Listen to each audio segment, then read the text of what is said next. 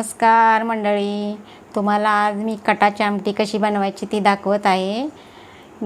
गेल्या व्हिडिओला कटाची आमटी दाखवली नव्हती, फक्त पुरणपोळीचाच व्हिडिओ दाखवला होता.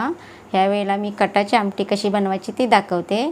त्यासाठी लागणारे साहित्य हे बघा. येळवणी काढून घेतले, येळवण्याचं पाणी. ही जिरा पावडर घेतले. हे लसणाच्या 5 पाकळ्या चेचून घेतल्यात. ही लसूण खोबऱ्याची पेस्ट करून घेतल्या. ही जिरं थोडं घेतले फोडणीसाठी. हा कढीपत्ता घेतला आहे. हा घरचा मसाला लाल तिखट घेतला आहे. हे थोडंसं मीठ घेतलं आहे, चवीनुसार घालायचं. एक तेल घेतले फोडणीला, मोठा 1.5 चमचा. हे आता चला तर मग फोडणी देऊया आमटीला. आता तेल गरम होईल तर 2 मिनटं थांबायचं.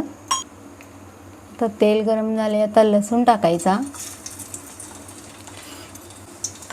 त्यामध्ये जिरे फोडणीला द्यायचं.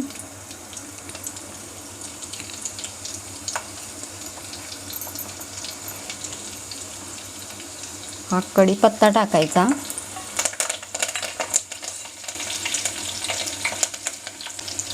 लसूण लालसर होऊन द्यायचा. मग ती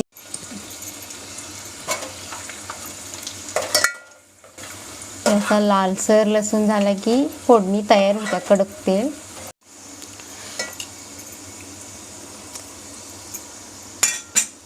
यामध्ये खोबऱ्या लसणाची पेस्ट घालून घ्यायची. ते एकसारखं हलवून घ्यायचं.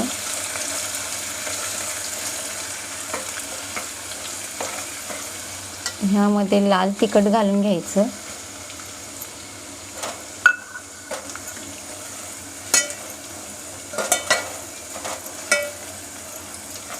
हे एकसारखं हलवून घ्यायचं. आता यात डाळीचं येळवण्याचं पाणी वतून घ्यायचं.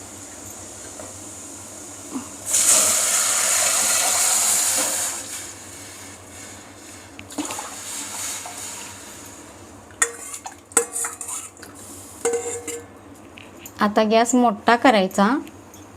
यामध्ये जिरा पावडर टाकायची आणि मीठ टाकून द्यायचं.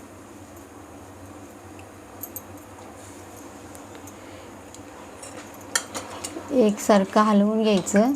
ह्याला उकळी आल्यानंतर कट येते.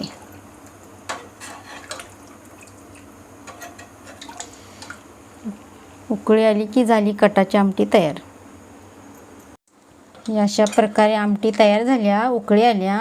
या प्रकारे सोप्या प्रकारे अशी आमटी बनवा आणि मला नक्की कळवा.